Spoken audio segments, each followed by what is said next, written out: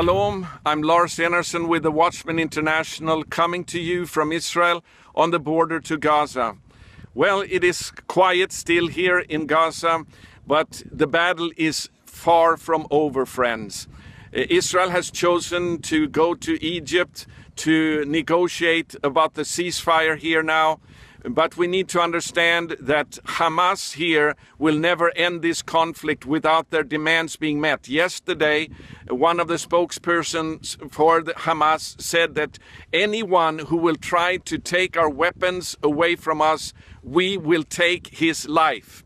So Prime Minister Netanyahu has said that he wants a demilitarized Gaza.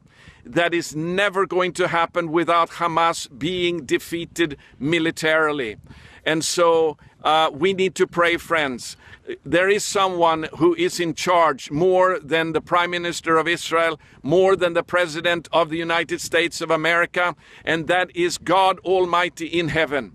And our job is not to criticize or judge. Our job is to stand before God Almighty in prayer and pray for His will to be done in this conflict.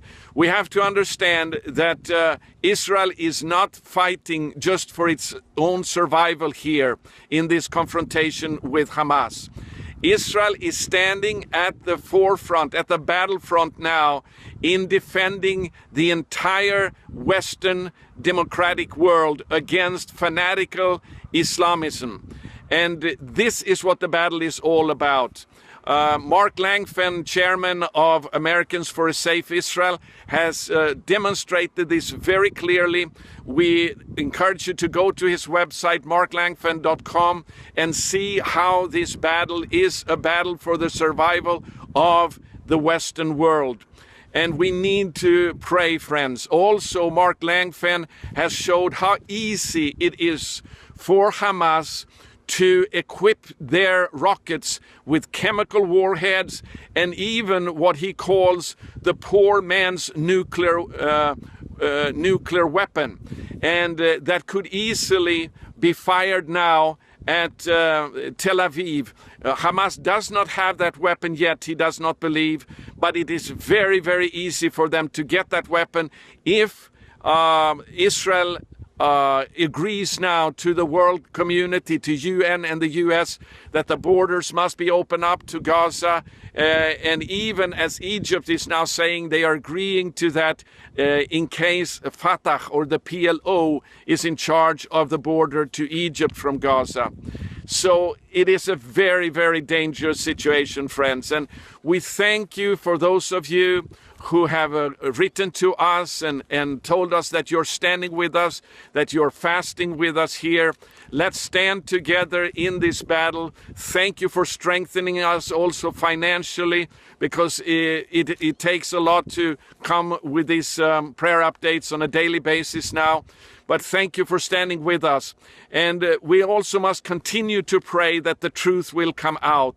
Yesterday, the Zionist Organization of America and their director, Morton Klein, revealed that the death of the civilians in the UN school that was condemned by America and the whole world was staged by Hamas. They even took the dead into the school building and had the people, the media, film from there. So it is a vicious battle. It must be a battle until Hamas is defeated. You cannot negotiate with Islamic fundamentalist jihad mentality. They are ready to fight until death, and they must be defeated. So thank you for standing with us. Please go to our website, thewatchman.org, and download these prayer alerts now coming on a daily basis from us here in the Elijah Prayer Army. There you can see the prayer points that we are agreeing on. And God bless you for standing with us. Let's unite now in prayer for God's outcome. I want to end by reading from Exodus chapter 32, the words that were read in every synagogue around the world now on the day of fasting Tuesday. It says from verse 11, This is the incident when Israel had just sinned with the golden calf. But Moses sought the favor of the Lord his God. O Lord, he said, why should your anger burn against your people, whom you brought out of Egypt with great power and a mighty hand? Why should the Egyptians say, it was with evil intent that he brought them out, to kill them in the mountains and to wipe them off the face of the earth? Turn from your fierce anger, relent, and do not bring disaster on your people.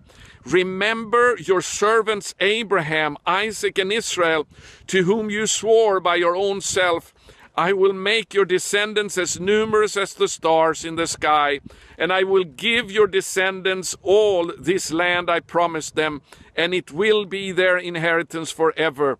Then the Lord relented and did not bring on his people the disaster he had threatened. And then they continue and end with chapter 34 and verse 10. Then the Lord said, I am making a covenant with you. Before all your people I will do wonders never before done in any nation in all the world. The people you live among will see how awesome is the work that I, the Lord, will do for you. Well, that was the answer to Moses' prayer when he stood in the gap for his people 3,500 years ago after they sinned with the golden calf. Now it is up to you and I to stand before God Almighty and plead with him that he will step in and that he will do wonders here in Israel, never done in any other nation, in order to stop the evil from Gaza. I'm Lars Enerson with the Watchman International, coming to you from Israel on the border to Gaza. Shalom.